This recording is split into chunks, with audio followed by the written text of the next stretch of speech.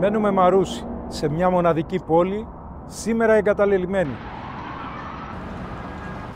Με μια ανύπαρκτη και αδιάφορη διοίκηση. Με υποβαθμισμένες υποδομές και ανύπαρκτες. Με πρωταγωνιστές κουρασμένους, χωρίς επίσημη δικαιολογία για την απραξία τους. Η απόλυτη εγκατάλειψη.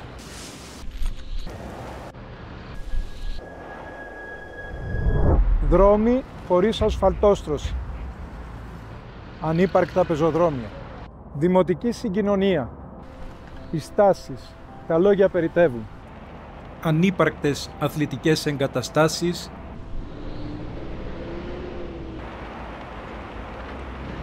Pocket Park. Μια ακόμα εγκατάλειψη πάρκου από τη Δημοτική Αρχή. Αυτό το Μαρούσι θέλουμε. Το Μαρούσι χρειάζεται τεχνοκράτες, ανθρώπους που το αγαπούν. Σχεδιάζουμε το Μαρούσι της επόμενης μέρας. Σχεδιάζουμε το Μαρούσι της επόμενης πενταετίας. Μοναδική λύση η ψήφος σας.